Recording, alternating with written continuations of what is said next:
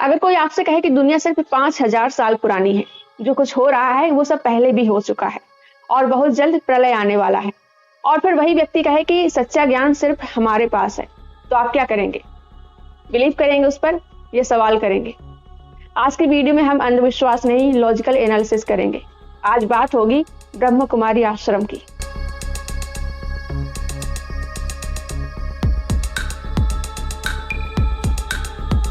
Brahma Kumari actually करती क्या है, आइए जानते हैं।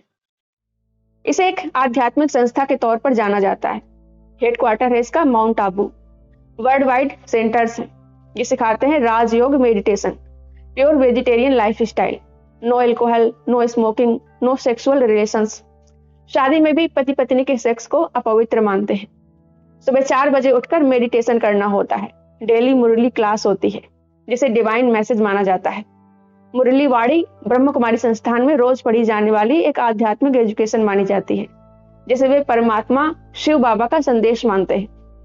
संस्था के मुताबिक ये ज्ञान पहले उनके संस्थापक ब्रह्मा बाबा, जो कि लेखराज कृपालनी है, उनके माध्यम से बोला गया और उसे लिखकर सुरक्षित किया गया। आज भी हर सुबह सेंटर्स पर मुरली क्लास में यही वाणी पढ़ी और समझाई जाती है। मुरली में आत्मा परमात्मा का ज्ञान, कर्म और पुनर्जन्म, राजयोग ध्यान, ब्रह्मचर्य और दुनिया के परिवर्तन जैसे कि कलयुग से सतयुग जैसे विषय शामिल होते हैं। बाहरी लोग इसे सामान्य धार्मिक प्रवचन मानते हैं, जबकि अनुयायी इसे सीधा ईश्वरीय संदेश मानते हैं, और यहीं से मतभेद शुरू होते हैं। हालांकि इसके पॉजिटिव साइड भी हैं। कई लोग कहते हैं कि उन्हें शांति का एहसास हुआ, स्ट्रेस कम हुआ, एडिक्शन छूटी।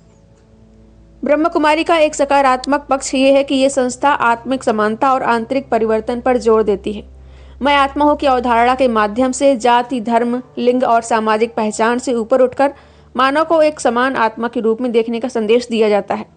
इसके केंद्र सभी धर्मों और बैकग्राउंड के लोगों के लिए खुले होते हैं, जहाँ राजयोग ध्यान सिखाया जाता है। ये ध्यान पद्धति मानसिक शांति, तनाव कम करने और सकारात्मक सोच विकसित करने में सहायक मानी जाती है। वहीं इसका दूसरा महत्वपूर्ण पक्ष है महिलाओं को नेतृत्व में स्थान देना और सादा नशा मुक्त जीवन का संदेश है। ब्रह्म कुमारी की विशेषता यही रही है कि इसकी प्रशासनिक और आध्यात्मिक कमान लंबे समय तक महिलाओं के हाथों में रही है, जिससे महिलाओं के सशक्तिकरण की एक अलग मिसाल सामने आई। संस्था शाकाहार, धूम्रपान और शराब से दूरी और अनुशासित जीवन शैली पर जोर देती है, जिससे स्वास्थ्य और आत्मनियंत्रण को बढ़ावा मिलता है।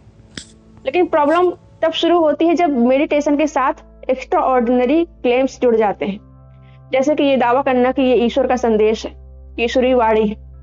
तो ये सिर्फ अंधविश्वास होता है। ब्रह्म कुमारी का मेन कॉन्सेप्ट है पूरी दुनिया 5,000 साल के फिक्स्ड साइकिल में घूमती है, यानी कि same souls, same roles, same events repeat होते हैं।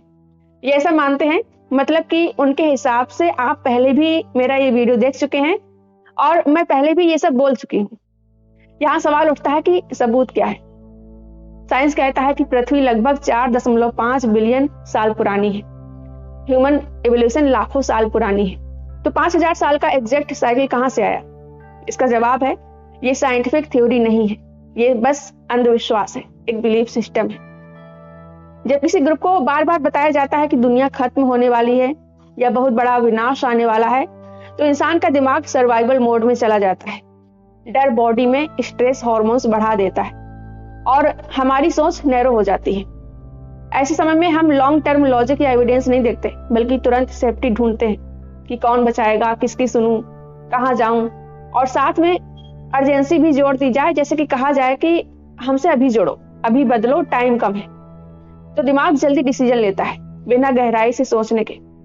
साइकोलॉजी में इसे फियर बेस्ड मोटिवेशन कहा जाता है।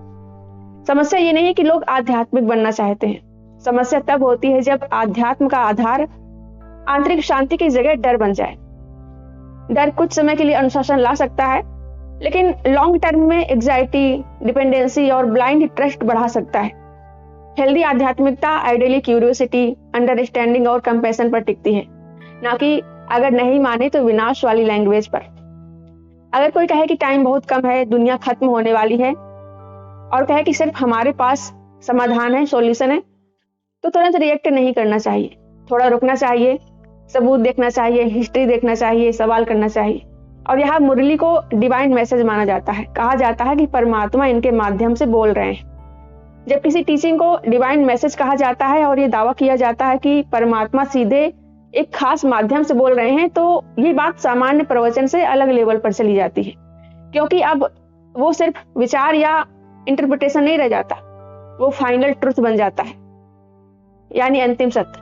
यहाँ पहला लॉजिकल सवाल उठता है, अगर गॉड यूनिवर्सल यानी सर्वव्यापी और सबका है, तो कम्युनिकेशन एक ही ऑर्गेनाइजेशन या एक ही चैनल तक सीमित क्यों होगा? क्या दैवी संदेश को संस्थागत परमिशन की जरूरत है? दूसरा पहलू संदेह का है। अगर कोई व्यक्ति मुरली या डिवाइन क्लेम पर सवाल उठाए, तो क्या उसे आध्यात्मिक कमजोर या कम आस्थावान माना जाएगा? जब किसी सिस्टम में सवाल को कमजोरी समझा जाने लगे, तो खुला संवाद कम हो जाता है।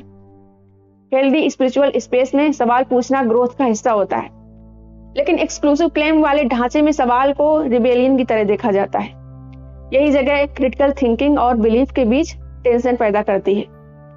हिस्ट्री बताती है कि जहां भी सिर्फ हमारे पास सच्चाई है जैसा क्लेम आता है, वहां धीरे धीरे पावर स्ट्रक्चर बन जाता है, क्योंकि अगर सच एक जगह सेंट्रलाइज्ड है, तो अथॉरिटी भी वहीं सेंट्रलाइज्ड हो जाती है। फिर इंटरप्रिटेशन, गाइडेंस और वैधता उसी सोर्स से तय होती है। ये पैटर्न सिर्फ एक संस्था तक सीमित नहीं है, कई धार्मिक और वैचारिक मूवमेंट में देखा गया है। इसलिए एक्सक्लूसिव डिवाइन क्लेम को इमोशनल नहीं बल्कि लॉजिकल लेंस से देखना जरूरी है। ब्रह्म कुमारी के सबसे कंट्रोवर्शियल पॉइंट है शादीशुदा कपल्स को भी सेक्सुअल रिलेशन छोड़ने की सलाह।